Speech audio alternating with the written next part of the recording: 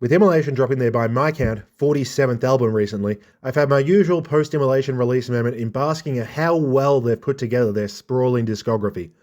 It's wild that a band that's been kicking around for this long with a very distinct sound is still releasing new albums to genuine excitement and expectation.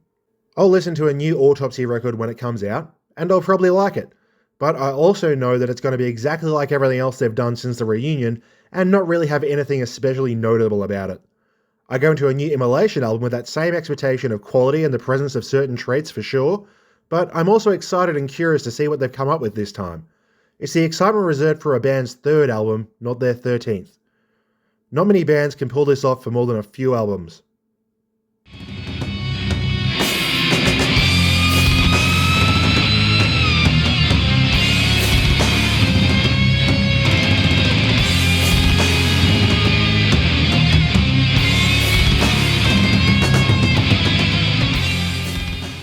Obviously, I cover a lot of extreme metal here, and extreme metal is a field of music where it can be quite difficult to string together a healthy, long-term career. Clearly a part of this is going to be impacted by life stuff. There's only so many people who can stick together for decades, putting in years of effort honing their craft to create things that are barely going to make enough money to buy a pizza, but the stylistic traits of the genre don't help. While you can theoretically mix things up and make a death metal album out of 10 distinctly different tunes, a big appeal of the genre is that it's homogenous.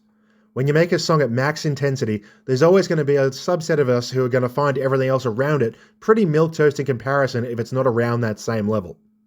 You see it a lot in old thrash records, where they'll have a couple of rip and tear mega speed songs, and then another half hour of chunky groovers or attempted half ballads.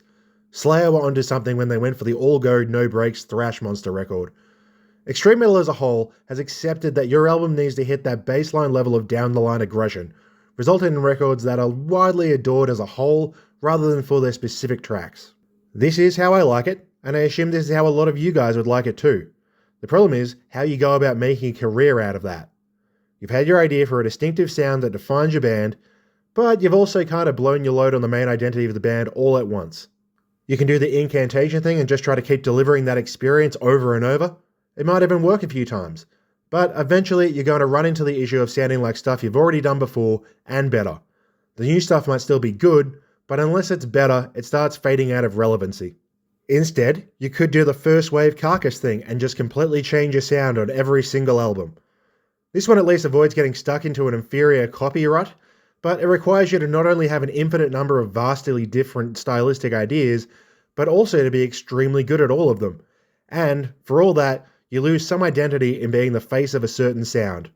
Sure, De Mysterious may be one of the most pure depictions of second wave black metal, but overall, what is a Mayhem album on average?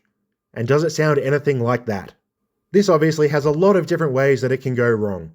Maybe you'll change so dramatically that you can never get a fan base that likes more than a couple of albums. Maybe you'll suck at everything else and have to deal with people asking for you to remake your first album for your entire career. Maybe you'll be pretty good at the new thing, but only be able to bring along your old, disinterested fans and have to deal with people asking for you to remake your first album for your entire career. Maybe you'll give up and fall back on being option one eventually, clinging to one random direction taken later on, making all the other random directions feel neglected, resulting in you having to deal with people asking for you to remake your first album for your entire career. This dilemma brings us to the Immolation solution: variations on a theme. Way back in 1996, they basically got all the material sorted out for them to have a completely unique sound all to themselves.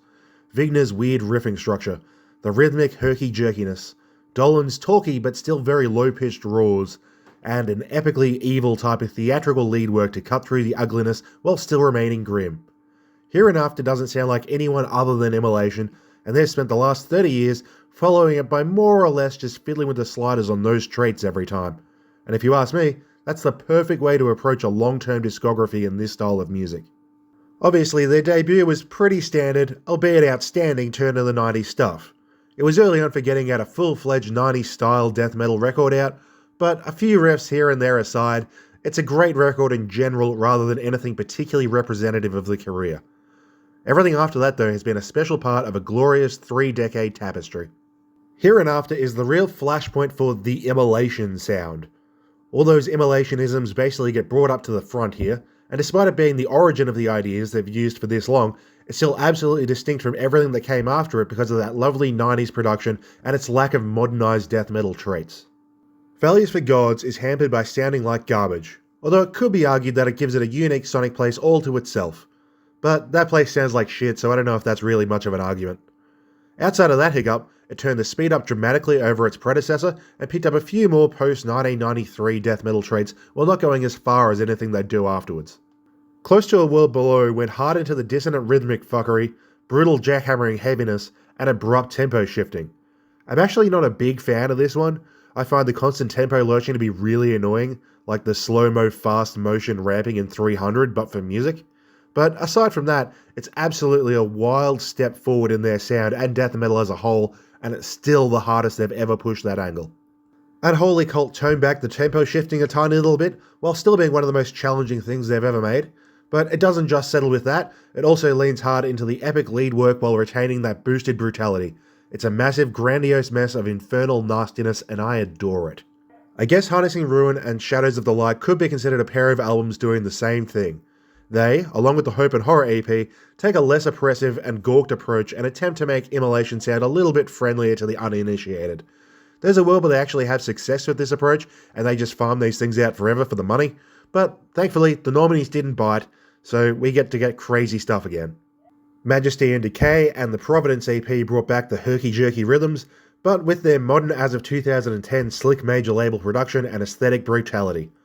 This offered an experience that was dramatically more challenging than the last few releases, while still not being retreads of their turn-of-the-century classics. Kingdom of Conspiracy would bring forward those production and modernity aspects, but tone back the rhythmic weirdness in place of raw speed for a unique, although admittedly pretty mediocre, violence delivery system. Atonement will continue the stripped-down and straightforward rhythmic neatness, but finally use their budget powers for good. It's still big budget, but it's much more authentic and gritty sounding than anything they'd done in many years, successfully keeping them from sounding too much like a band on Nuclear Blast while downplaying the rhythmic twists. Acts of God would bring forward the production chops and maintain that general sonic space, but it would slow down a little and bring back the wonky tempo shifting and dissonance, creating something like a modernised Values for Gods with a completely overhauled sonic palette. And now finally we have Descent, which isn't the most exciting thing they've ever done, but it's still finding unique spaces for itself. It's not as daunting as of a listen as Acts of Gods, with the length dramatically reduced and the rhythmic choices being cooled down a little bit, but to make up for these reductions, they've leaned much harder into the Unholy Cult-styled epic lead sequences, giving it quite an epic scope. I don't like every album as much as each other, obviously, but almost every single one has some unique value to it if you're in the mood for a specific type of Immolation, and it always pulls this off while always sounding like Immolation and no one else. I don't particularly like Atonement myself, but if I'm in the mood for some fast and straightforward Immolation with an expansive, modern production that isn't too clean, Atonement is the one which offers that specific mode more than anything else. There's value in everything while it all feeling pretty congruent in an overarching career. I don't know, I just think this is crazy impressive over a career that's this insanely long. I'm trying to think of any bands with such a sprawling career with so much identity yet so much individual value on each release. Maybe like Bluedas Nord? But even then, that's two distinct styles under the single band name, with the more melodic and psychedelic albums and more robotic albums not feeling particularly related. In some way, that's more impressive since they've basically done two of these careers at once, but it isn't quite the same thing. So I guess to wind this out, I just want to highlight a few bands I think have pulled this off over the years, while also pointing out that I don't think anyone has done it for this long. I think there's something really respectable about bands who manage to walk this tightrope for an extended period of time, and I'm always happy to see it happen. Ulcerate felt like they were on this path to keep this up forever until their last record, which sadly was just a lighter copy of Stare Into Death and Be Still. Before that though, that's 6 albums of incredibly distinctive, incredibly hard to replicate sound in a row, all with unique bends. I'm confident they'll go back on the horse next time, but I guess we'll see. Defeated Sanity are probably one of the only brutal death metal bands to ever have this much distinction from release to release. Their extremely jazzed up and technical wandering gives them a lot of room to play with, and I think they've done it really well. They're actually a band where I'd say I only really like about half of their releases because I lean so much more one way than the other, but it's always exciting to see which way they're going, and I don't see any sign of that letting up. Leaving aside death metal, Esoterica are a band which I think does this very well.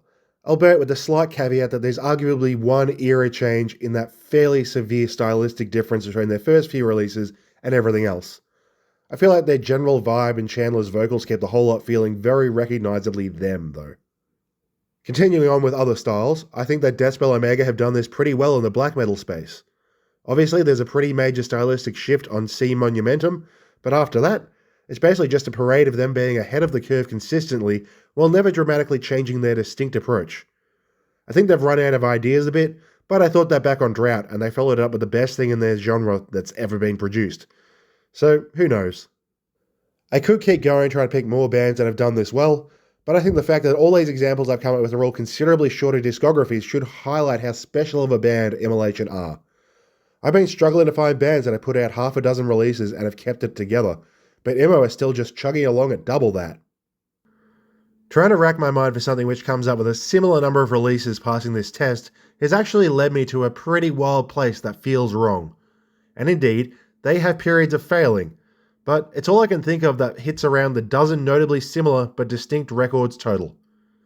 Cannibal Corpse are famously one of the samiest bands on earth, but the more that I look at it, the more I can identify individual leanings album to album, while obviously they always sound like themselves.